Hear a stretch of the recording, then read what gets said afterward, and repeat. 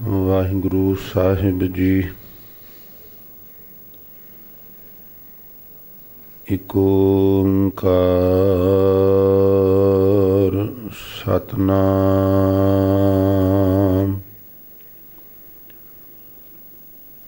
ਕਰਤਾ ਪੁਰਖ ਨਿਰਭਉ ਨਿਰਵੈਰ ਅਕਾਲ ਮੂਰਤ ਅਜੂਨੀ ਸੈਭੰ ਗੁਰ ਪ੍ਰਸਾਦ।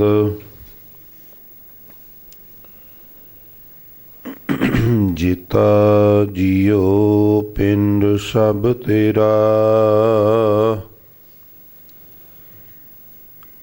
ਤੂੰ ਅੰਤਰਜਾਮੀ ਪੁਰਖ ਭਗਵਾਨ।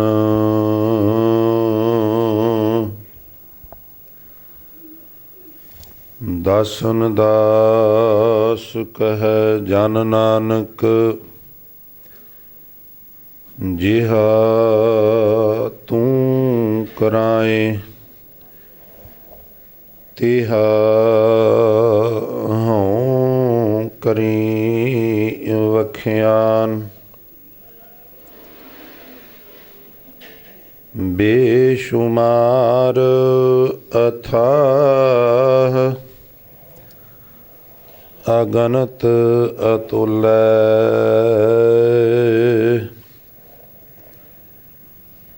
ਜਿਉ ਬੁਲਾਵੋ ਤਿਉ ਨਾਨਕ ਦਾਸ ਬੋਲੇ। ਜਿਉ ਬੁਲਾਵੋ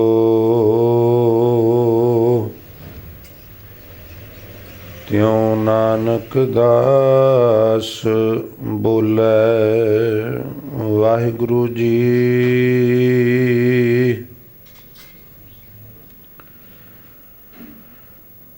ਦੁਲੱਭ ਜਨਮ ਪੁੰਨ ਫਲ ਪਾਇਓ, ਬਿਰਥਾ ਜਾਤ ਅਭਿਵੇਕੈ।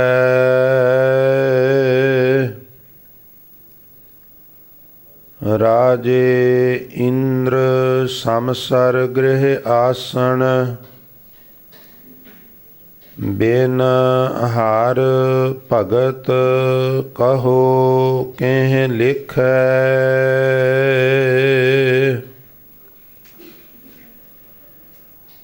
ਦੁਲੱਭ ਜਨਮ ਪੁੰਨ ਫਲ ਪਾਇਓ, ਬਿਰਥਾ ਜਾਤ ਅਭਿਵੇਕੈ। ਰਾਜੇ ਇੰਦਰ ਸਮਸਰ ਗ੍ਰਹਿ ਆਸਣ, ਬਿਨ ਹਰਿ ਭਗਤ ਕਹੋ ਕਹ ਲਿਖੈ। ਨਾ ਵਿਚਾਰਿਓ ਰਾਜਾ ਰਾਮ ਕੋ ਰਸ, ਜਿਹ ਰਸ ਅਨ ਰਸ ਬਿਸਰ ਜਾਹੀ।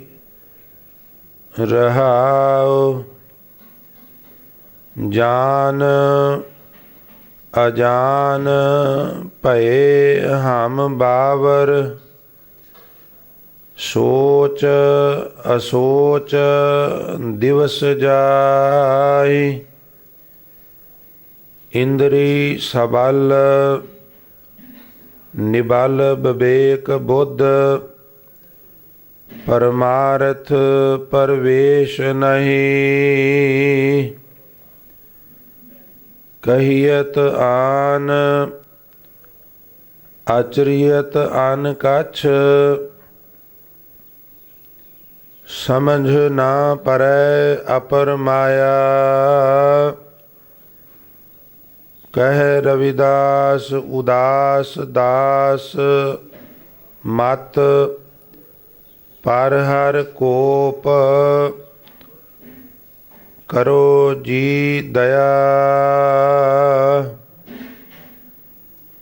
कहियत आन अचरियत आन कछ, समझ ना परै अपर माया।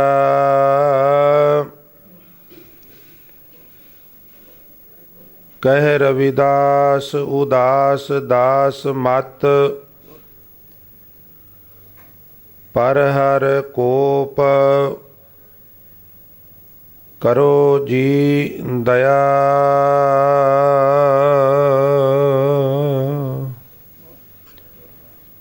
वाहिगुरु जी का खालसा, वाहिगुरु जी की फतेह।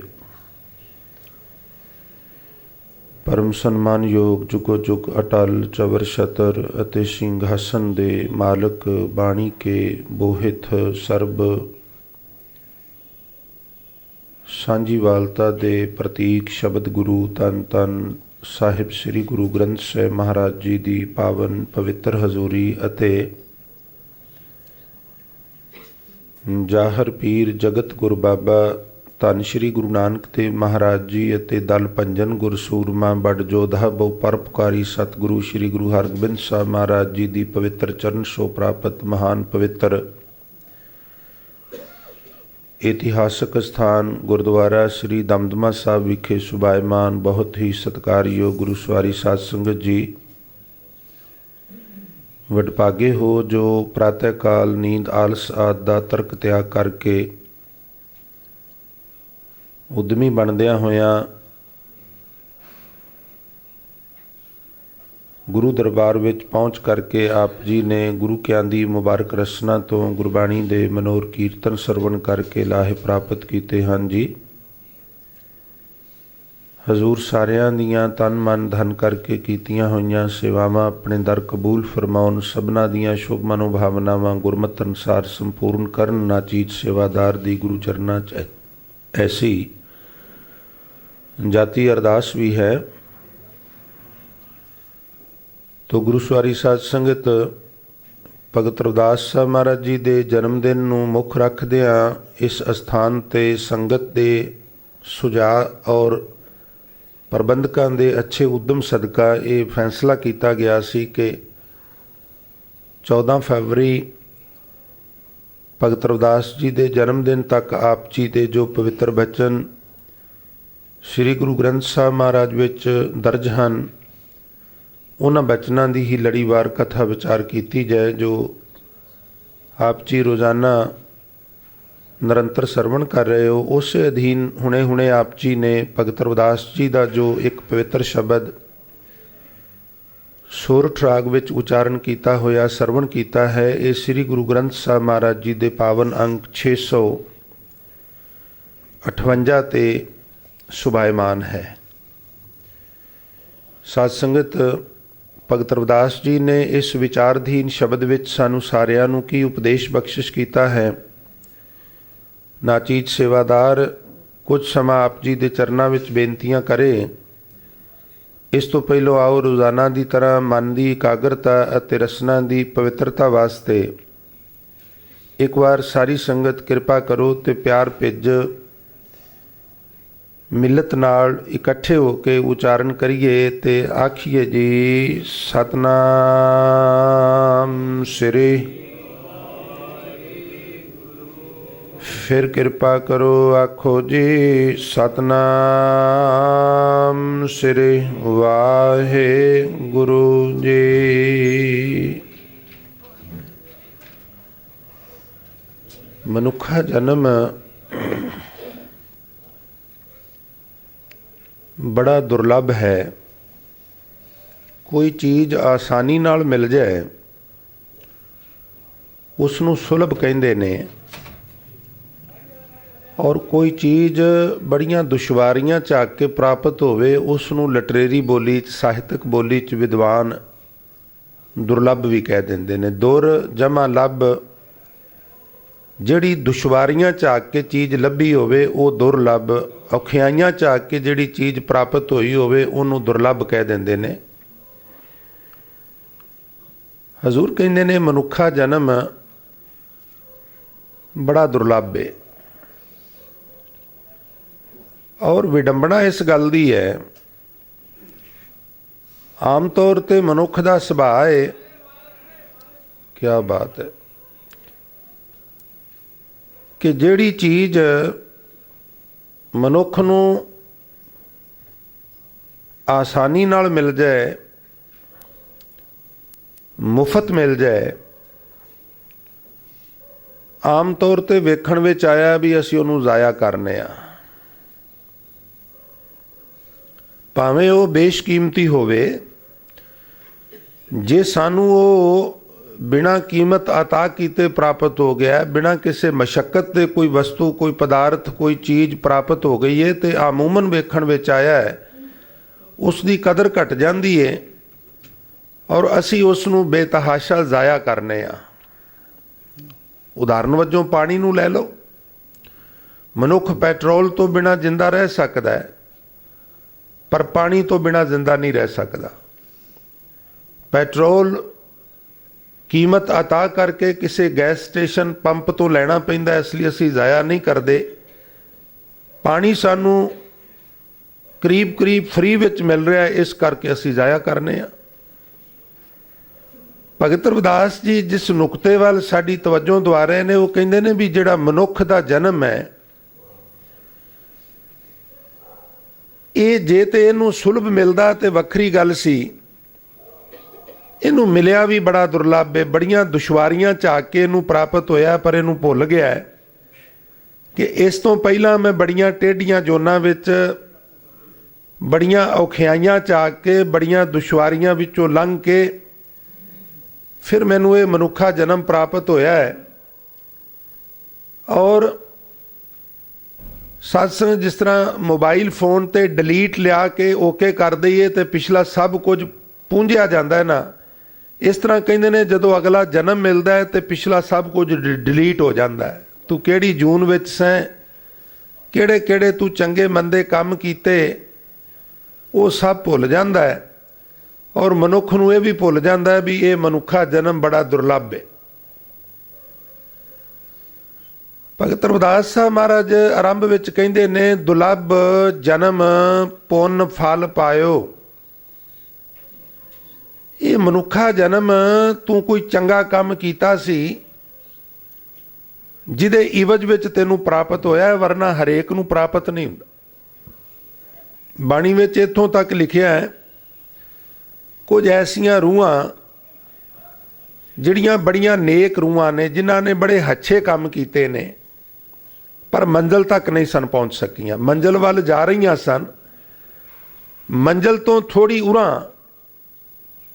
उन्हां कोलों कन्वेंस, उन्हां कोलों वहीकल, शरीर जिहड़ा सी उस आत्मा कोलों खुस गया भी तेरे श्वास पूरे हो गए ने, बस यात्रा इत्थे ही समाप्त है। पर अंदर एक तांग सी भी मंजिल ते पहुंचना है। फिर कहंदे ने मंजिल मिली नहीं, शरीर खुस गया।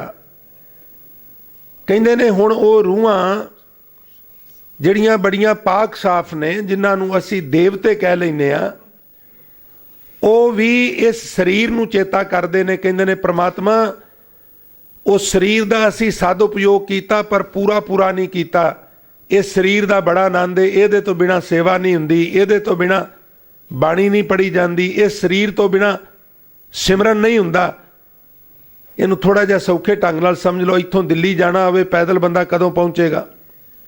पर उसे इंसान दे कोल अच्छी मोटर होवे, उन्होंने मोटर हैंडल करनी आउंदी होवे ते बड़ी कंफर्टेबल, बड़ी आरामदायक सवारी है और बड़ी छेती भी पहुँच जाएगा। तो जिस तरह एक पैदल व्यक्ति के मुकाबले ते एक मोटर विच व्यक्ति इत्थों दिल्ली आरामदारी नाल भी पहुँचेगा ते छेती पहुँचेगा, इस तरह संसार तो यात्रा शुरू करके निरंकार दे दरबार पहुँचण वास्ते यह शरीर जिहड़ा एक मोटर है, एक वहीकल है, एक कन्वेंस है, एक साधन है। जिन्हां दे कोल वो कई बार अवेसले हो जाते ने, और जिन्हां दे कोल नहीं वो रूहां स्पेस विच भटक रही ने। ते कहंदे ने इस देही को सिमरै देव।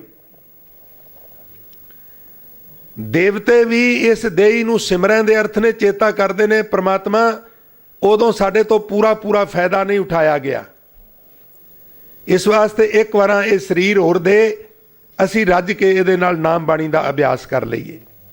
ਭਗਤ ਰਮਦਾਸ ਸਾਹਿਬ ਮਹਾਰਾਜ ਕਹਿੰਦੇ ਨੇ, ਬੜੀਆਂ ਔਖਿਆਈਆਂ ਨਾਲ ਇਹ ਸਰੀਰ ਮਿਲਿਆ, ਦੁਲੱਭ ਜਨਮ ਪੁੰਨ ਫਲ ਪਾਇਓ, ਬਿਰਥਾ ਜਾਤ ਅਭਿਵੇਕੈ। ਇਹ ਮਨੁੱਖਾ ਸਰੀਰ ਬੜਾ ਦੁਰਲੱਭ, ਪਿਛਲੇ ਜਨਮਾਂ ਦੇ ਕੁਛ ਕੀਤੇ ਹੋਏ ਚੰਗੇ ਕੰਮਾਂ ਕਰਕੇ ਸਾਨੂੰ ਪ੍ਰਾਪਤ ਹੋਇਆ ਹੈ, ਪਰ ਬਿਰਥਾ ਜਾਤ ਇਹ ਵਿਅਰਥ ਜਾ ਰਿਹਾ ਹੈ। ਅਭਿਵੇਕੈ ਇੱਕ ਸ਼ਬਦ ਹੈ, ਵਿਵੇਕ।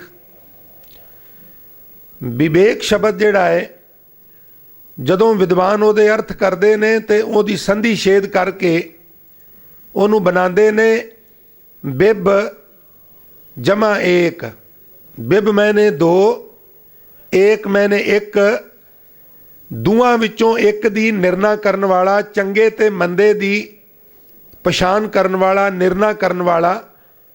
ਔਰ ਜਦੋਂ ਸਾਧ ਸੰਗਤ ਵਿਵੇਕ ਦੇ ਗੇਤਰ ਐੜਾ ਲੱਗ ਜਾਏ, ਅਭਿਵੇਕ ਬਣ ਜਾਏ, ਫਿਰ ਵਿਦਵਾਨ ਉਹਦੇ ਅਰਥ ਕਰਦੇ ਨੇ, ਜਿਸ ਬੰਦੇ ਕੋਲ ਵਿਵੇਕ ਨਹੀਂ, ਜਿਸ ਨੂੰ ਨੇਕੀ ਤੇ ਬਦੀ ਦਾ ਨਿਰਣਾ ਕਰਨ ਦੀ ਜਾਂਚ ਨਹੀਂ, ਉਹਨੂੰ ਕਹਿੰਦੇ ਨੇ ਅਭਿਵੇਕੈ। ਕਹਿਣ ਲੱਗੇ ਬਿਰਥਾ ਜਾਤ ਅਭਿਵੇਕੈ। ਸਾਡੀ ਜਿਹੜੀ ਅਭਿਵੇਕ ਹੈ, ਚੰਗੇ ਮਾੜੇ ਦੀ ਸੋਚ ਕਰਨ ਦੀ ਸ਼ਕਤੀ ਹੈ, ਉਹ ਨਾ ਹੋਣ ਕਾਰਨ ਸਾਡਾ ਜਿਹੜਾ ਇਹ ਸਰੀਰ ਹੈ ਮਨੁੱਖਾ, ਇਹ ਵਿਅਰਥ ਹੀ ਚਲਾ ਜਾ ਰਿਹਾ ਹੈ। ਸਾਡੇ ਤੋਂ ਇਹਦਾ ਸਦਉਪਯੋਗ ਹੀ ਕੋਈ ਨਹੀਂ ਗਾ ਹੋ ਰਿਹਾ, ਅਸੀਂ ਇਹਦਾ ਲਾਹਾ ਨਹੀਂ ਪ੍ਰਾਪਤ ਕਰ ਪਾ ਰਹੇ। ਭਾਵ ਲਾਹਾ ਕੀ ਹੈ?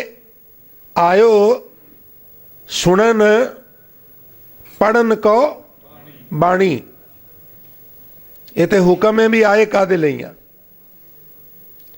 ਕੋਈ ਬੱਚਾ ਵਿਦੇਸ਼ ਜਾਏ ਨਾ ਬਈ, ਉੱਥੋਂ ਦਾ ਜਿਹੜਾ ਡਾਲਰ ਹੈ, ਜਿਹਨੂੰ ਕਰੰਸੀ ਕਹਿ ਲੈਂਦੇ ਨੇ, ਵੀ ਉਹ ਜਦੋਂ ਵਟਾਈਏ ਤੇ ਉਹਦੇ ਇੱਕ ਦੇ ਸਾਡੇ 50 ਬਣ ਜਾਂਦੇ ਨੇ। ਉਹ ਫਿਰ ਕਹਿੰਦਾ ਮੈਨੂੰ ਕਿਸੇ ਤਰ੍ਹਾਂ ਪਹੁੰਚਾ ਦੇ, ਫਿਰ ਮੈਂ ਸਾਰੀ ਭੁੱਖ ਘਰ ਦੀ ਕੱਢ ਦਿਆਂਗਾ। ਉੱਥੇ ਜਾ ਕੇ ਉਹਨੂੰ ਵਿਸਰ ਜਾ, ਮੈਂ ਕਰਨ ਕੀ ਆਇਆ। ਫਿਰ ਕੋਈ ਹਮਦਰਦ ਉਹਦੇ ਮੋਢੇ ਤੇ ਹੱਥ ਰੱਖ ਕੇ ਕਹਿੰਦਾ, ਪੁੱਤਰ ਤੇਰੇ ਪਿਓ ਨੇ ਥੋੜੀ ਬਹੁਤੀ ਜਿਹੜੀ ਪ੍ਰੋਪਰਟੀ ਸੀ ਉਹ ਵੇਚ ਕੇ ਤੈਨੂੰ ਭੇਜਿਆ ਹੈ, ਤੂੰ ਸਾਰਾ ਦਿਨ ਪੱਬਾਂ ਕਲੱਬਾਂ ਦੇ ਵਿੱਚ ਨੱਚਦਾ ਫਿਰਨਾ ਹੈ, ਕਰਨ ਕੀ ਆਇਆ ਹੈ। ਤੇ ਫਿਰ ਉਹਨੂੰ ਹੋਸ਼ ਆਉਂਦੀ, ਓਹੋ ਮੈਂ ਤੇ ਡਾਲਰ ਇਕੱਠੇ ਕਰਨ ਆਇਆ, ਮੈਂ ਤੇ ਗਲਤ ਰਾਹ ਪੈ ਗਿਆ। ਇਸ ਤਰ੍ਹਾਂ ਜਦੋਂ ਸਾਨੂੰ ਭੁੱਲ ਜਾਂਦਾ ਨਾ, ਭੁੱਲ ਜਾਂਦਾ ਵੀ ਅਸੀਂ ਕੌਣ ਆ, ਗੁਰਮੁਖੋ ਕਿੱਥੋਂ ਆਏ ਆ ਔਰ ਕੀ ਕਰਨ ਆਏ ਆ, ਉਦੋਂ ਫਿਰ ਸਾਨੂੰ ਬਾਣੀ ਯਾਦ ਕਰਾਂਦੀ ਏ, ਸਿੱਖਾ ਤੂੰ ਦਰਗਾਹ ਚੋਂ ਆਇਆ ਹੈ, ਤੂੰ ਸਰੀਰ ਨਹੀਂ ਆਤਮਾ ਹੈ, ਔਰ ਤੂੰ ਬਾਣੀ ਪੜਨ ਵਾਸਤੇ ਆਇਆ, ਬਾਣੀ ਪੜਨ ਵਾਸਤੇ। ਇਹ ਠੀਕ ਹੈ, ਅਸੀਂ ਸੰਸਾਰੀ ਜੀਵ ਹਾਂ, ਔਰ ਸੰਸਾਰੀ ਬੰਦੇ ਦੇ ਖੀਸੇ ਵਿੱਚ ਕੌਡੀ ਨਾ ਨਿਕਲੇ। ਕੌਡੀ ਸਭ ਤੋਂ ਛੋਟਾ ਇੱਕ ਕਰੰਸੀ ਦਾ ਹਿੱਸਾ ਹੁੰਦਾ ਸੀ, ਚਿੱਟੇ ਜਿਹੇ ਰੰਗ ਦਾ, ਪੋਟੇ ਕੁ ਜਿੱਡਾ ਉਹ ਪਦਾਰਥ ਹੁੰਦਾ ਸੀ। ਕਿਸੇ ਜ਼ਮਾਨੇ ਵਿੱਚ ਉਹ ਵੀ ਬਾਜ਼ਾਰ ਵਿੱਚ ਚੱਲਦਾ ਸੀ। ਇਹ ਵਸਤੂ ਕਿੰਨੇ ਦੀ ਹੈ ਬਈ? 20 ਕੌਡੀਆਂ ਦੀ। ਉਹਨੇ 20 ਕੌਡੀਆਂ ਗਿਣ ਕੇ ਅੱਗੇ ਸੁੱਟ ਦੇਣੀਆਂ। ਹੁਣ ਤੇ ਉਹ ਨਹੀਂ ਚੱਲਦੀ, ਮੈਂ ਵੇਖਿਆ ਧਾਗੇ 'ਚ ਪਰੋ ਕੇ ਕਈਆਂ ਨੇ ਡੈਕੋਰੇਸ਼ਨ ਵਾਸਤੇ ਟੰਗੀ ਹੁੰਦੀ ਹੈ, ਪਰ ਕਿਸੇ ਜ਼ਮਾਨੇ ਉਹ ਕੌਡੀ ਚੱਲਦੀ ਸੀ। ਕਹਿੰਦੇ ਨੇ ਕਿਸੇ ਗ੍ਰਿਸ਼ਤੀ ਦੇ ਖੀਸੇ ਚੋਂ, ਗ੍ਰਿਸ਼ਤੀ ਦੀ ਜੇਬ ਚੋਂ ਨਾ ਕੌਡੀ ਨਾ ਨਿਕਲੇ। ਕੌਡੀ ਭਾਵ ਛੋਟੇ ਤੋਂ ਛੋਟਾ ਪੈਸਾ ਨਾ ਨਿਕਲੇ ਤੇ ਉਹ ਕਿਸੇ ਕੰਮ ਦਾ ਨਹੀਂਗਾ, ਕਿਉਂਕਿ ਗ੍ਰਿਸ਼ਤੀ ਦਾ ਕੰਮ ਮਾਇਆ ਤੋਂ ਬਿਨਾਂ ਚੱਲ ਹੀ ਨਹੀਂ ਸਕਦਾ। ਗੁਰੂ ਸਵਾਰੀ ਸਾਧ ਸੰਗਤ, ਪਰ ਗ੍ਰਿਸ਼ਤ ਦਾ ਕਾਰਜ ਚਲਾਉਣ ਲਈ ਸਾਨੂੰ ਮਹਾਰਾਜ ਨੇ ਧਰਮ ਦੀ ਕਿਰਤ ਕਰਨ ਦਾ ਉਪਦੇਸ਼ ਦਿੱਤਾ ਵੀ ਧਰਮ ਦੀ ਕਿਰਤ ਕਰਕੇ ਧਨ ਚਲਾ, ਕਿਸੇ ਗਰੀਬ ਗਰੂਬੇ ਦਾ ਕੰਮ ਵੀ ਸਾਰ, ਗੁਰੂ ਨਿਮਿਤ ਵੀ ਖਰਚ ਤੇ ਆਪਣਾ ਘਰ ਵੀ ਚਲਾ। ਪਰ ਅਸੀਂ ਉੱਥੇ ਭੁੱਲ ਗਏ। ਸਾਰੀ ਊਰਜਾ, ਸਾਰੀ એનર્ਜੀ ਜਿਹੜੀ ਏ ਉਹ ਇੱਕ ਪਾਸੇ ਵਹਿ ਗਈ। ਅਸੀਂ ਸੰਸਾਰੀ ਧਨ ਦੇ ਪਿੱਛੇ ਹੱਥ ਧੋ ਕੇ ਪੈ ਗਏ ਤੇ ਨਿਰੰਕਾਰੀ ਧਨ ਵਾਲੇ ਪਾਸੇ 1% ਦਾ 1000ਵਾਂ ਹਿੱਸਾ ਵੀ ਸਾਡਾ ਧਿਆਨ ਨਾ ਗਿਆ। ਸਾਡੀ ਗਤੀਵਿਧੀਆਂ, ਸਾਡੀ ਐਕਟੀਵਿਟੀ, ਸਾਡੀਆਂ ਸਰਗਰਮੀਆਂ ਨੂੰ ਵੇਖ ਕੇ ਬਾਪੂ ਨੇ ਸਾਨੂੰ ਫਿਰ ਕਹਿ ਦਿੱਤਾ, ਕਾਚਾ ਧਨ ਸੰਚੈ ਮੂਰਖ ਗਵਾਰ, ਮਨਮੁਖ ਭੂਲੇ ਅੰਧ ਗਵਾਰ, ਵਿਖਿਆ ਕਹਿ ਧਨ ਸਦਾ ਦੁੱਖ ਹੋਏ, ਨਾ ਸਾਥ ਜਾਏ ਨਾ ਪ੍ਰਾਪਤ ਹੋਏ। ਇੱਕ ਤੇ ਇਹਦੇ ਚੋਂ ਸੁੱਖ ਨਹੀਂ ਮਿਲਦਾ। ਵੇਖੋ ਬਾਜ਼ਾਰ ਵਿੱਚੋਂ ਮਾਇਆ ਨਾਲ ਦਵਾਈਆਂ ਮਿਲ ਜਾਂਦੀਆਂ ਨੇ, ਅਰੋਗਤਾ ਨਹੀਂ ਮਿਲਦੀ। ਬਾਜ਼ਾਰ ਵਿੱਚੋਂ ਦਵਾਈਆਂ ਮਿਲ ਜਾਂਦੀਆਂ ਨੇ, ਅਰੋਗਤਾ ਨਹੀਂ ਮਿਲਦੀ। ਔਰ ਮਾਇਆ ਨਾਲ ਬਾਜ਼ਾਰ ਵਿੱਚੋਂ ਬਹੁਤ ਕੁਝ ਮਿਲਦਾ ਹੈ, ਪਰ ਸੁੱਖ ਨਹੀਂ ਮਿਲਦਾ। ਸੁੱਖ ਦਾ ਸੂਤਰ ਪਰਮਾਤਮਾ ਦਾ ਨਾਮ ਹੈ। ਅਸੀਂ ਗੁਜ਼ਰਾਨ ਵਾਸਤੇ ਧਨ ਕਮਾਈਏ, ਕੋਈ ਬੁਰੀ ਗੱਲ ਨਹੀਂ, ਪਰ ਹੁੰਦਾ ਕੀ ਹੈ ਵੀ ਧਨ ਕਮਾਉਂਦਿਆਂ ਮਨੁੱਖ ਨੂੰ ਇਹ ਚੇਤਾ ਹੀ ਭੁੱਲ ਜਾਏ ਵੀ ਮੈਂ ਕੌਣ, ਕਿੱਥੋਂ ਆਇਆ ਤੇ ਕੀ ਕਰਨ ਆਇਆ। ਫਿਰ ਐਸੇ ਮਨੁੱਖ ਨੂੰ ਭਗਤ ਰਵਿਦਾਸ ਜੀ ਕਹਿੰਦੇ ਨੇ ਬਿਰਥਾ ਜਾਤ ਅਭਿਵੇਕ ਹੈ। ਵਿਵੇਕ ਬੁੱਧ ਦੀ ਕਮੀ ਕਾਰਨ ਤੇਰਾ ਜੀਵਨ ਬਿਰਥਾ ਹੀ ਜਾ ਰਿਹਾ ਹੈ, ਤੈਨੂੰ ਪਤਾ ਹੀ ਨਹੀਂ ਕੀ ਕਰਨ ਆਇਆ। ਬਿਰਥਾ ਜਾਤ ਅਭਿਵੇਕ ਹੈ। ਕਿਉਂ? ਕਿਉਂਕਿ ਵਿਵੇਕ ਬੁੱਧ ਦੀ ਕਮੀ ਹੈ। ਤੂੰ ਜੋ ਲੋੜਾਂ ਪੂਰੀਆਂ ਕਰਨ ਲਈ ਕਮਾਨਾ ਹੈ ਉਹ ਤੇ ਸਮਝ ਵਿੱਚ ਆਉਂਦਾ ਹੈ, ਪਰ ਜਿਹੜਾ ਤੂੰ ਜੋੜਨਾ ਹੈ ਉਹ ਸਮਝ ਵਿੱਚ ਨਹੀਂ ਆਉਂਦਾ। ਬੜਾ ਸੁੰਦਰ ਬਚਨ ਭਗਤ ਕਬੀਰ ਸਾਹਿਬ ਦਾ ਅੰਮ੍ਰਿਤ ਬਾਣੀ ਵਿੱਚ ਕਹਿੰਦੇ ਨੇ ਵੀ ਕਿਸੇ ਬੀਬੀ ਦੇ ਕੋਲ 10 ਕਿਲੋ ਅਨਾਜ, ਉਹਦਾ ਚਿੱਤ ਕੀਤਾ ਵੀ ਨਾਲ ਵਾਲੇ 2 ਘਰ ਛੱਡ ਕੇ ਗਵਾਂਢੀਆਂ ਦੇ ਘਰ ਚੱਕੀ ਏ, ਮੈਂ ਚੱਕੀ ਝੋ ਕੇ 10 ਕਿਲੋ ਕਣਕ ਆਟਾ ਬਣਾ ਲਿਆਵਾਂ, ਸਵੇਰੇ ਸ਼ਾਮ ਦੁਪਹਿਰੇ ਪਰਿਵਾਰ ਨੂੰ ਪ੍ਰਸ਼ਾਦੇ ਬਣਾ ਕੇ ਛਕਾਵਾਂਗੀ। ਉਹਨੇ ਕਹਿੰਦੇ ਨੇ ਚੰਗੇਰ ਦੇ ਵਿੱਚ ਕਣਕ ਪਾਈ ਤੇ ਗਵਾਂਢਣ ਦੇ ਘਰ ਚਲੀ ਗਈ। ਸੁਭਾਅ ਉਹਦਾ ਇਹ ਸੀ ਵੀ ਕੱਚੇ ਅਨਾਜ ਦੇ ਦਾਣਿਆਂ ਨੂੰ ਇੱਕ ਇੱਕ ਲੈ ਕੇ ਇੰਜ ਚਬਾਉਂਦੇ ਰਹਿਣਾ, ਨਾਲੇ ਕੱਲਾ ਕੱਲਾ ਦਾਣਾ ਲੈ ਕੇ ਉਹਨੂੰ ਚਬਾਏ ਤੇ ਨਾਲੇ ਉਹ ਸਾਰਾ ਜਿਹੜਾ ਕਣਕ ਸੀ ਉਹਨੂੰ ਆਟੇ ਵਿੱਚ ਰੂਪਾਂਤਰਿਤ ਕਰਨ ਲਈ ਚੱਕੀ ਝੋ ਦਿੱਤੀ। ਸਾਰੀ ਕਣਕ ਜਿਹੜੀ ਹੈ ਆਟੇ 'ਚ ਬਦਲ ਦਿੱਤੀ, ਪਰਾਤ 'ਚ ਪਾਈ ਤੇ ਚੱਕੀ ਝਾੜ ਕੇ ਉਹਨਾਂ ਦੀ ਪਾਸੇ ਰੱਖ ਦਿੱਤੀ। ਘਰ ਵਾਪਸ ਆਉਣ ਲੱਗੀ ਤੇ ਰਸਤੇ ਵਿੱਚ ਠੇਡਾ ਵੱਜਾ, ਠੇਡਾ ਤੇ ਸਾਧ ਸੰਗਤ ਉਹ ਜਿਹੜੀ ਪਰਾਤ ਸੀ ਸਿਰ ਦੇ ਉੱਤੋਂ ਘਰਾਂ ਦਾ ਜਿਹੜਾ ਗੰਦਾ ਪਾਣੀ ਨਾਲੀਆਂ ਦੇ ਵਿੱਚ ਜਾ ਰਿਹਾ ਸੀ, ਉਸ ਚਿੱਕੜ ਦੇ ਵਿੱਚ ਸਾਰਾ ਆਟਾ ਡੁੱਲ ਗਿਆ ਤੇ ਸਾਰਾ ਨਾਲ ਦੀ ਨਾਲ ਖਰਾਬ ਹੋ ਗਿਆ। ਭਗਤ ਕਬੀਰ ਸਾਹਿਬ ਮਹਾਰਾਜ ਕਿਤੇ ਦੇਖਦੇ ਸਨ ਪਏ, ਉਹ ਕਹਿਣ ਲੱਗੇ ਵੀ ਜਿੰਨਾ ਆਟਾ ਪੀਠਾ ਸੀ ਉਹ ਸਾਰਾ ਚਿੱਕੜ 'ਚ ਰੁੜ ਗਿਆ, ਤੇਰੇ ਕੰਮ ਤੇ ਉਹ ਹੀ ਆਇਆ। ਕਹਿਣ ਲੱਗੀ ਮੇਰੇ ਕੰਮ ਕਿਹੜਾ ਆਇਆ? ਕਹਿਣ ਲੱਗੇ ਪੀਸਤ ਪੀਸਤ ਚਾਬਿਆ ਸੋਈ ਨਿਭਿਆ ਸਾਥ। ਜਿਹੜਾ ਉਹਨੂੰ ਪੀਂਦਿਆਂ ਤੂੰ ਜਿੰਨੇ ਕੁ ਦਾਣੇ ਚੱਬ ਲਏ ਉਹ ਤੇਰੇ ਨਾਲ ਨਿਭੇ। ਜਿਹੜਾ ਤੂੰ ਕਿਹਾ ਨਾ ਵੀ 10 ਦਿਨਾਂ ਦਾ ਇਕੱਠਾ ਹੀ ਪੀ ਕੇ ਲੈ ਜਾ, ਰਲ ਕੇ ਬਹਿ ਕੇ ਖਾਂਗੇ, ਉਹ ਤੇਰੇ ਕਿਸੇ ਕੰਮ। ਇਹਦੇ 'ਚ ਉਪਦੇਸ਼ ਕੀ ਹੈ ਵੀ ਬੰਦਿਆ ਤੂੰ ਜਿੰਨਾ ਮਰਜ਼ੀ ਜੋੜ ਲੈ, ਤੇਰੇ ਕੰਮ ਤੇ ਉਹ ਹੀ ਆਉਣਾ ਤੂੰ ਜਿਹੜਾ ਆਪਣੀ ਜ਼ਿੰਦਗੀ ਦੇ ਵਿੱਚ ਹੰਡਾ ਜਾਣਾ। ਦਮੜਾ ਤਿਸੀ ਕਾ ਜੋ ਖਰਚੇ ਔਰ ਖਾਏ। ਇਹਨੂੰ ਥੋੜਾ ਜਿਹਾ ਸਮਝ ਲਈਏ। ਇੱਕ ਦਰਵੇਸ਼ ਕਿਸੇ ਬਾਜ਼ਾਰ 'ਚੋਂ ਲੰਘਦਾ ਹੁੰਦਾ ਸੀ ਔਰ ਲੰਘਦਾ ਆਪਣੀ ਮੰਜ਼ਿਲ ਤੇ ਜਾਣ ਲਈ ਇੱਕ ਜੰਗਲ 'ਚੋਂ ਗੁਜ਼ਰਦਾ ਸੀ। ਔਰ ਉਸ ਜੰਗਲ ਵਿੱਚ ਇੱਕ ਲੱਕੜਹਾਰਾ ਅਕਸਰ ਆਪਣੇ ਕੁਹਾੜੇ ਦੇ ਨਾਲ ਲੱਕੜਾਂ ਕੱਟਿਆ ਕਰਦਾ ਸੀ। ਤੇ ਕਈ ਵਾਰ ਦਰਵੇਸ਼ ਦਾ ਦਿਲ ਕੀਤਾ ਵੀ ਮੈਂ ਇਸ ਲੱਕੜਹਾਰੇ ਨਾਲ ਕੁਝ ਵਿਚਾਰ ਵਟਾਂਦਰਾ, ਕੁਝ ਵਾਰਤਾਲਾਪ, ਕੁਝ ਪ੍ਰਸ਼ਨੋਤਰੀ, ਕੁਝ ਸੰਵਾਦ ਕਰਾਂ। ਉਹਦਾ ਦਿਲ ਕਰਦਾ ਸੀ ਵੀ ਇਹਦਾ ਭਲਾ ਕਰਾਂ। ਇੱਕ ਦਿਨ ਫੁਰਸਤ ਵਿੱਚ ਉਹ ਦਰਵੇਸ਼ ਉਸ ਲੱਕੜਹਾਰੇ ਦੇ ਕਰੀਬ ਗਿਆ। ਗਰਮੀਆਂ ਦੀ ਰੁੱਤ ਰੁੱਖ ਦੇ ਉੱਤੇ ਚੜ੍ਹਿਆ ਆ ਔਰ ਪਸੀਨਿਓਂ ਪਸੀਨੀ ਜਦੋਂ ਅਸੀਂ ਮਿਹਨਤ ਕਰਨੇ ਆ ਨਾ ਕੁਹਾੜਾ ਲੈ ਕੇ, ਕਈ ਲੈ ਕੇ, ਤੇ ਬਹੁਤ ਸਾਰੀ ਕੈਲਰੀ ਜਿਹੜੀ ਹੈ ਉਹ ਸਾਡੀ ਖਰਚ ਹੁੰਦੀ ਹੈ। ਔਰ ਜੇ ਜਿੰਨੀ ਖਰਚ ਹੋ ਰਹੀ ਹੈ ਰੋਜ਼ਾਨਾ ਓਨੀ ਗਿਜ਼ਾ ਨਾ ਮਿਲੇ, ਸੰਤੁਲਿਤ ਆਹਾਰ ਨਾ ਮਿਲੇ, ਤੇ ਫਿਰ ਮਿਹਨਤਕਸ਼ ਬੰਦੇ ਨੂੰ ਖਿਝ ਆਉਂਦੀ ਹੈ। ਜੇ ਉਹ ਮਿਲਦੀ ਰਵੇ ਤੇ ਫਿਰ ਉਹਦਾ ਦਿਲ ਦਿਮਾਗ ਦਰੁਸਤ ਰਹਿੰਦਾ ਤੇ ਉਹਨੂੰ ਖਿਝ ਨਹੀਂ ਆਉਂਦੀ।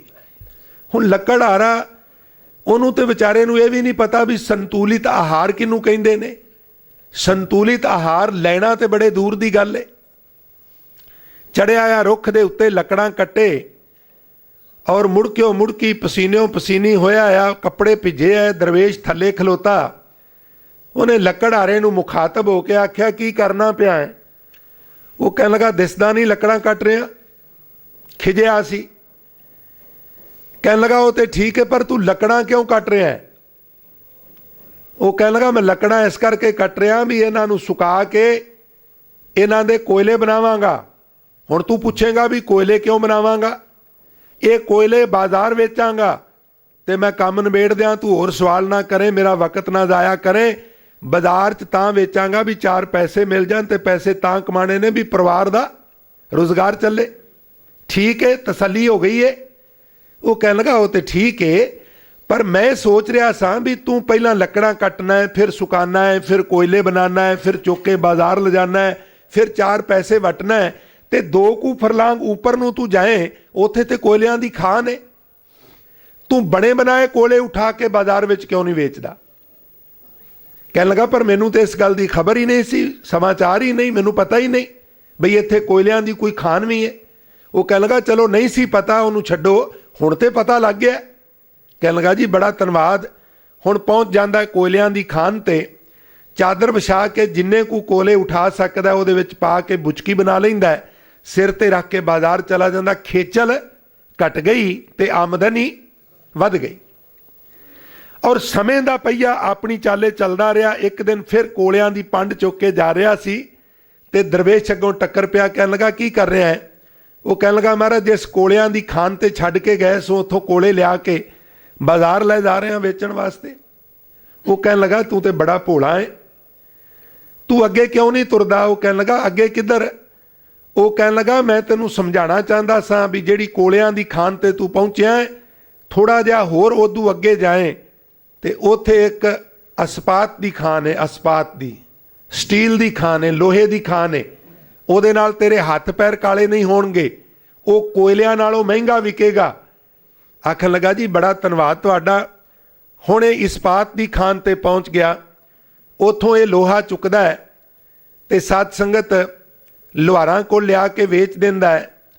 हुण इहदी गुजरान अगे नालों भी चंगी हो गई है।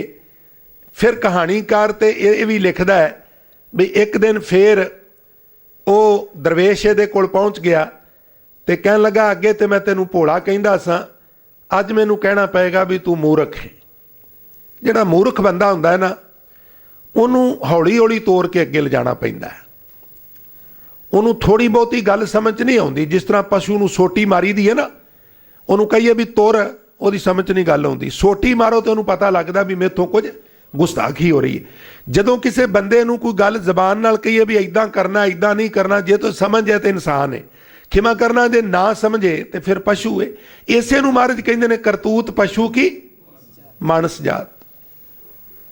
तो सानू जरूर थोड़ी जी पड़चोल करनी चाहिए है भी जे कोई गुरमत अनुसार बेनती है उन्होंने असी सुन लिया तो मान लिया तो इंसान आ, तो जे असी सुन के समझिया नहीं मन्निया नहीं तो फिर मैं एक बार फिर माफ़ी मंग ला। बेशक शरीर सानू मनुखा वाला मिलिया पर साड़ियाँ करतूतां अजे भी पशु वालियां ने। मैं माफ़ी फिर मंग ला, खिमा कर देना। कह लगा तू बड़ा मूर्ख है, मैं तेनू अगे तोरना चाहना। कह लगा महाराज हुण होर कित्थे अगे तो? लकड़ां तो कोयलियां दी खान, कोयलियां दी खान तो इस्पात दी खान। कह लगा मूर्खा, इस्पात दी खान तो थोड़ा होर अगे जा, उत्थे एक पित्तल दी खान है और पित्तल इस्पात नालों महंगा हुंदा है। हुण पित्तल दी खान ते पहुंच गया। हुण वो भाणा वापरिया इस माया के 3 नाम परसू परसा परसराम। हुण ये सत्कारयोग हो गया है। हुण थोड़ा जिहा टंगार नाल किसे नाल गल करदा है, नखरे नाल गल करदा है ते समा काफ़ी लंघ गया, बिरध हो गया। एक दिन फिर वो दरवेश पहुंच गया। कहन लगा ओए महामूर्खा अगे तुर, मैं तेनू स्टैप बाय स्टैप तोरना चाहुंदा वां। महाराज अगे की है? हुण तो मैं पित्तल जाके ठठियारां कोल वेचना, ठठियारां च बड़ा सत्कार हो गया है, माया मांदी हो गई है, तुहाडी किरपा हो गई है। वो कहन लगा मूर्खा 2 को होर पहाड़ां विच जा, उत्थे चांदी दी खान ही चांदी दी खान। ये चांदी दी खान च लै गया। चांदी दी खान दे दुआले इन्ने कंडियाली तार ला लई। एक दिन दरवेश गया, वो इनू बांह तो पकड़ के सोने दी खान ते लिजा के इहदा हाथ उन्हें सोने ते लाया। मूर्खा सोना ही सोना, बस फिर की सी? फिर तेने उहदे दुआले बाउंड्री वाल बना लई, उहदे दुआले सिक्योरिटी गार्ड ला दिते, दफ्तर बना लिया। हुण ते मिलण वास्ते अपॉइंटमेंट लैनी पैंदी।